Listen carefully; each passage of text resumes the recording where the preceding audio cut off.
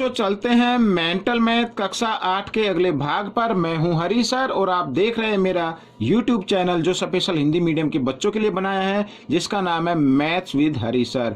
और इस अध्याय से संबंधित अगर और कोई वीडियो नहीं मिलती है तो आप मेरे डिस्क्रिप्शन बॉक्स में से वीडियो के लिंक ले सकते हैं। साथ ही और अन्य वीडियो चाहिए तो आप वीडियो जो प्ले करते हैं उसके ऊपर आई बटन शो होता है टाइम टू टाइम, उसके ऊपर भी आप क्लिक करके अन्य वीडियो देख सकते हैं। तो आइए करना शुरू करते हैं प्रश्न नंबर 11। और यहाँ पर बच्चों मैंने पहले से लिख के रखा हुआ है प्रश्न नंबर 11। आइए क्या कहता है ये प्रश्न नंबर 11 तो देख लेते हैं बच्चों। यहाँ पर इस तरीके से ये देखिए, यहाँ पर प्रश्न नंबर 11 आ गया है आपके सामने और इसको हम करना शुरू करते हैं। ठीक है, तो क्या कहता है, देखो एक वर्ग के विकर्ण की लंबाई 12 वर्गमूल 12 सेंटीमीटर है, इसका क्षेत्रफल ज्ञात करना है। क्या ज्ञात करना है? क्षेत्रफल ज्ञात करना है।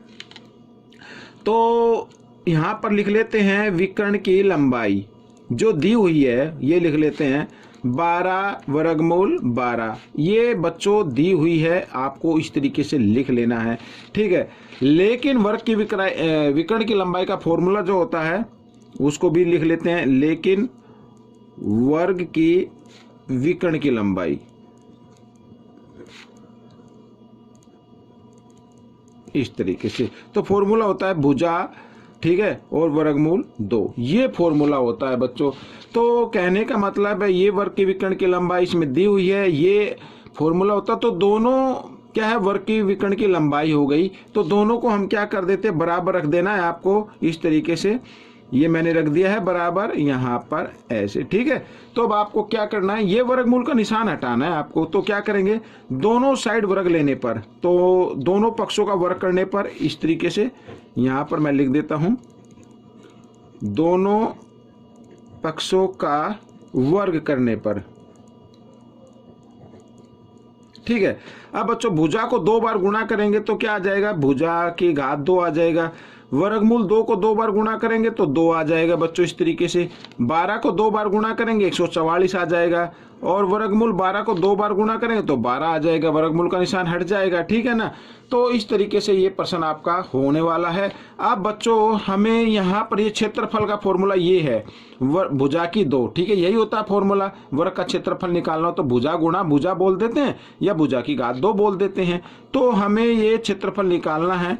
तो बच्चों 144 गुणा 12, 2 इधर गुणा में इधर आकर ये भाग में आ जाएगा, 2 से भाग दे देते, 2 एकम 2, 2 छिक 12। अब 144 को 6 से हम क्या कर देते हैं, गुणा कर देते हैं, तो आपका उत्तर आ जाएगा 6 चौक 24 का 4 का हासिल 2, 6 चौक 24 और 2 26 का 6 का हासिल 2, 6 कम 6 और 2 8, ये आ गया बच्चों। इसको आप लिख सकते हैं वर्ग सेंटीमीटर। ठीक है, तो ये प्रश्न आपका हल हो गया। तो बच्चों अब हम करने वाले हैं अगला प्रश्न। तो अगला प्रश्न भी बच्चों यहाँ पर मैंने पहले से लिख के रखा हुआ है, ये देखिए प्रश्न नंबर यहाँ पर करने वाले 12। तो देखो क्या कहता है, एक समबाहुभुज के अंतःकोण 160 डिग्री है, इसमें भुजाओं की संख्या ज्ञात कीजिए। ठीक है, और भुजाओं की संख्या हमें ज्ञात करने के लिए बच्चों क्या करना होगा, बाह्य कोण निकालना होगा। तो मैंने आपको बताया पहले के भाग में अंतःकोण, ठीक है, किसी भी बहुभुज का अंतःकोण जमा बाह्य कोण, ठीक है, इन दोनों का योग होता है बच्चों क्या, 180 डिग्री। ठीक है, तो अंतःकोण है 160 डिग्री, बाह्य कोण निकाल लीजिए।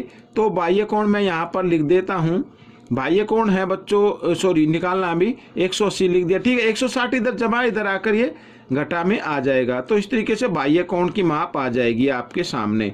तो 180 घटा 160 और दोनों को घटा दिया तो आ गया 20।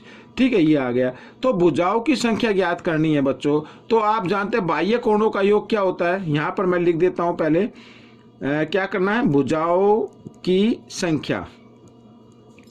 तो भुजाओं की संख्या ज्ञात करनी है तो यहाँ पर बाह्य कोणों का योग ये लिख लेते हैं, एक बार फिर लिख देता हूँ फॉर्मूला में, बाह्य कोणों का योग। ठीक है, ये मैंने लिख दिया, और बटे एक बाह्य कोण, यहाँ पर बाह्य कोण इस तरीके से। तो बाह्य कोणों का योग होता है बच्चों, मैंने बताया कोई भी बहुभुज होता है उसके बाह्य कोणों का योग 360 डिग्री होता है। इसको करना है 20 से, तो 0 से 0 और 2 से काट देते हैं, तो 2 एकम 2, 2 अट्ठे 16, 18। तो भुजाओं की संख्या कितनी आ जाएगी बच्चों? 18। तो ये प्रश्न आपका हल हो गया। ठीक है, आइए करते हैं अगला प्रश्न यहाँ पर, प्रश्न नंबर 13।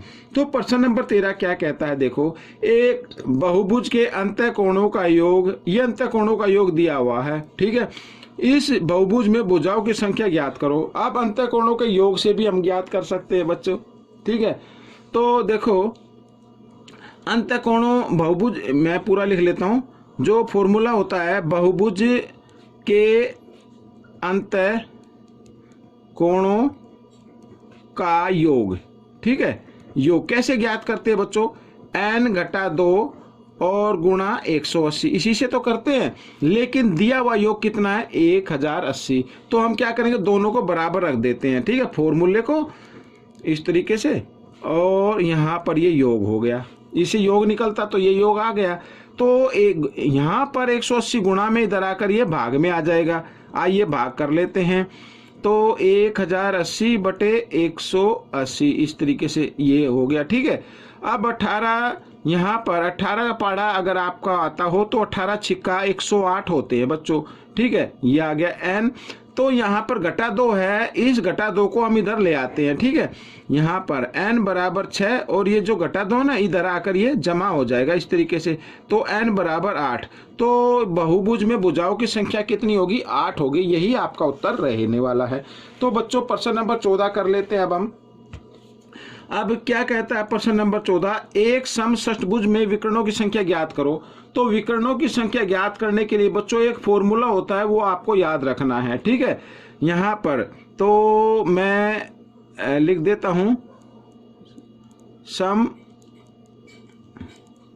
बहुभुज में विकर्णों की संख्या, और आपके मेंटल मैथ में भी ये दिया हुआ है विकर्णों की संख्या, तो ये याद होना चाहिए। तो फॉर्मूला होता है बच्चों n और n घटा 3 बटे 2, इससे विकर्णों की संख्या आ जाएगी।